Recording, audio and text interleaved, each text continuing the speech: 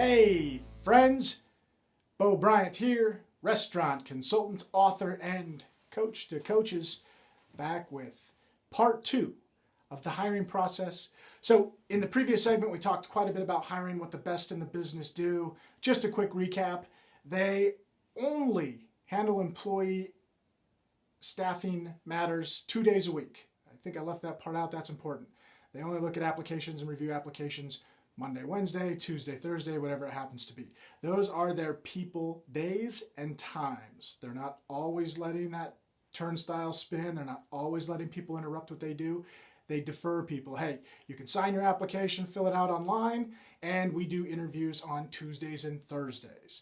And of course, now as we continue to mature into the interview process, the first thing that we have to talk about is the selection process. So as you aggregate those applications and you print them off, the best in the business seem to have managers meetings weekly, right? People being a top priority, always looking to improve. So the people segment of most managers meetings in the best restaurants across the United States and the world, they sit down and they have their discussion about people matters. Who's doing great for us right now? Who's moving on, going to school, has another job, has a different opportunity, who's getting married, who's moving, where is that going to create some gaps and when? And what do we have in our current candidate pool? Let's review them as a team and see who on paper might be a good start in our filter to take to the next level. So that's how most of good companies are managing and filtering this process. And then it moves into the actual interview process itself. But before we bring the employee in for the interview, we've got to talk about the preparation for the interview. So here's some of the standard tools the best in the business have when it comes to interviewing and how they set that up. So I said they're only going to do it 2 days a week. And hopefully you shouldn't have to do it more than that if you're being very proactive in your business, hiring, retaining great people, and cultivating them.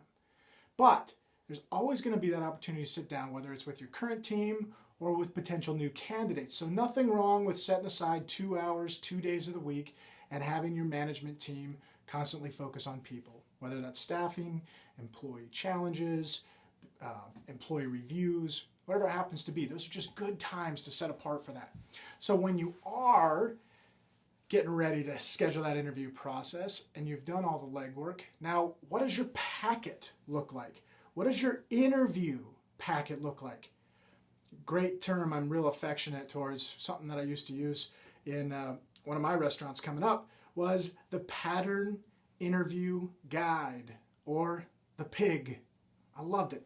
So the pattern interview guide was the guide chock full of those questions that focus specifically on somebody's learning agility, personality questions that we could really just see them opening up and talking to us. The judgment questions. What kind of judgment do you have? Tell me about a situation in your last restaurant when, or in your work experience, when did you encounter a challenge and how did you handle it? All those things we might think are terrible questions, but they're really important if they're asked for the right reason, and what you're trying to assess is really important. Now, if your interview packet also comes with a personality survey, then you're going to want to review that. You're going to want to read the resume. You're going to want to go through the questions and prepare what questions are you going to ask. You're going to want to look at the calendar and what manager is doing what interviews, what days, and how can we schedule interviews based on open times, right? Most people will keep an open calendar in Outlook or whatever form of calendar communication you have, so that any manager at any time can go schedule any employee on any of those open days with any manager that has an open time slot. So that's critical as well. Now, outside of having your pattern interview guide and having all of your documentation and taking the time to review it and really get to know the person before they come in, show that you're prepared and professional, because again, it sets a really important expectation on them. However you act towards somebody is exactly what you can expect in return.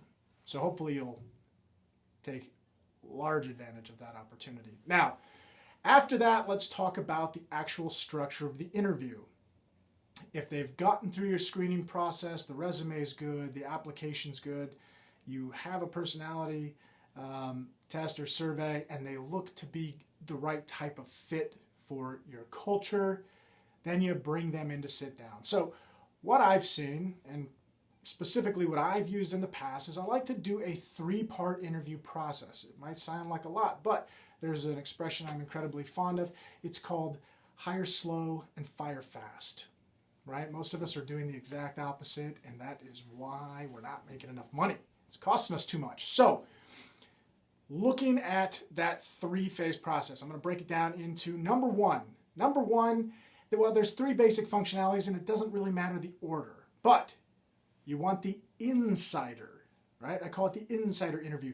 That's the department manager who's going to be specifically having that person work for them. If it's front of house manager because you're going to be a server, if it's a bar manager because you're going to be the bartender, bar back, whatever, or if it's the kitchen manager because you're going to work in the kitchen, that's the insider. Whoever is hiring for this job, that's one function of the interview process. That person's going to have nuance and dynamic and things that they're looking for, building questions about their experience, about their aptitude, maybe talk about agility. I've been in concepts where they'll actually say, why don't you come back and do a working demo with us for an hour? And I'm going to give you some prep stuff. I'm going to check some basic knife skills. I want to see that you're familiar with different names and nomenclature that the restaurant business has. Hopefully it's not just ours, but you're up to speed. Same thing can happen in the front of the house. It doesn't matter. You also really, really want to be a good listener in each one of these interviews. You want to ask them questions. And you want to ask them questions for a number of reasons. First of all, people don't care how much you know until they know how much you care. And when you ask questions, that demonstrates a listening value, and that really tells people you care. But beyond asking the question and listening, you should also be capturing. I love to have this open-ended question when I sit down with people and I say, tell me your story. Just the story about you, who you are, whatever you think is important that I know. Tell me your story. And I listen intently because I really love knowing people's stories. And I write down lots of notes. And when they're done telling me, I act like I didn't get enough. And I look at them like, what else? Tell me more. This is fascinating. Now, when you ask people to tell you more beyond what they had planned on telling you, this is where some inconsistencies can crop up. This is where some red flags can crop up. Now, I'm not cynical by nature, quite far from it, but by asking that little extra question, tell me more, you tend to get a lot more information. But you learn if they have kids, where they're from, what's their background. All that stuff is really, really important because these people are joining your family, and I don't care how mushy that sounds. It's legitimate, it's important, and if you care about the people who work for you and you know things about them and you can help grow them as people and put them back better than you received them, that's a great, great thing, in my opinion, and probably a best practice that I see amongst the best in the business. So, again, all 3 phases of this interview process are going to ask similar questions, because beyond just asking the questions for your own edification, you also want to compare notes with others. Was the person telling the department head what they wanted to hear and then telling the other person what they wanted to hear?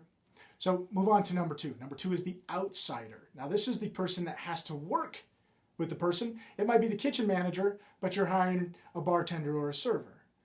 It's still important that they ask that person questions and understand where their mind is, and that they express what they're looking for from a person in that position. The perspective can be completely different.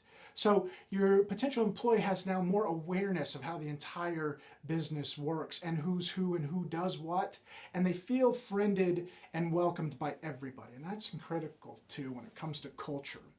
Now, in that other position, you're going to want to explain the training outline. Now this is in the insider one, right? You really want to explain the training outline. Give them a really good understanding of what the expectation is. Hey, you're going to be in training for 2 weeks. So if you came here thinking you're going to jump on the floor and make money the first week, so that you can pay rent, it's not going to happen. Now, you don't necessarily have to say it that way, but when you give them a realistic expectation about what the training is going to look like, they can now start to figure out in their mind if this is the right place for them or not. Nothing worse than getting somebody in a couple weeks.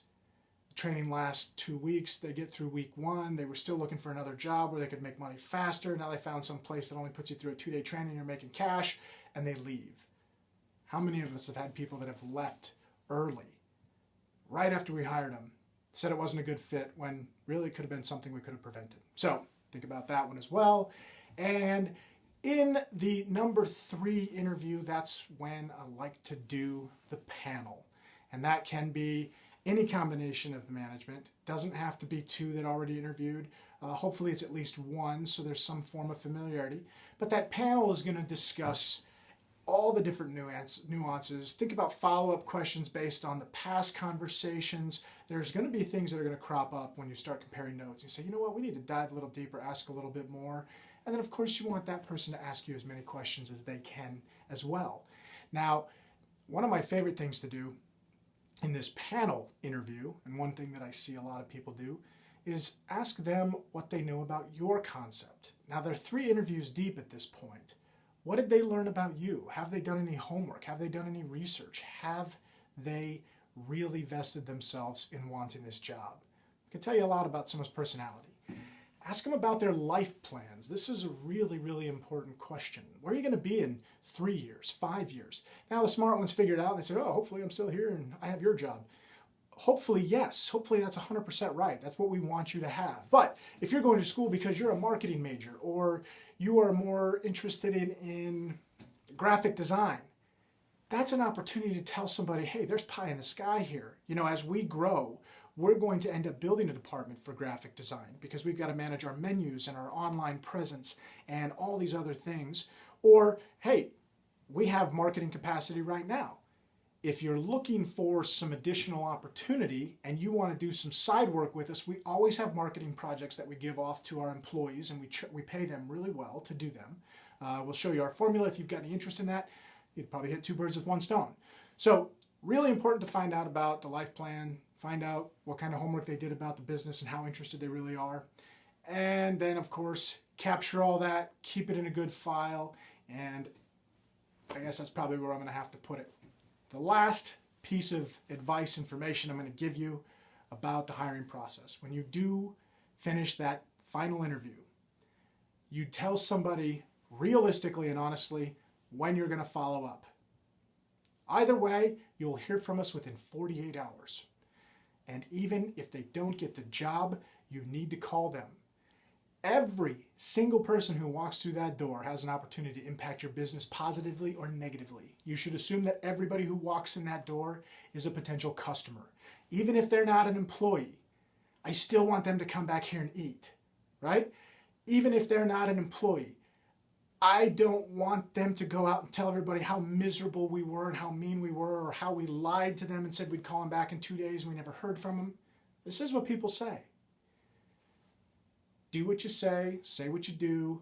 It makes everything better, and it will really set an impressive impression on the people who touch your business. So I'm going to leave it at that. Thanks. I hope this 2-part series was good for you. You can always go to BoBryant.com. You can check out some of this information. Look at my books on Amazon, Whisper Marketing, and on the menu, some more great and in-depth insights in a couple of categories. In the meantime, get your pen, get your paper, make notes, get better, and hang on for the ride because we got a lot more to cover. Have a great one. Thanks for tuning in.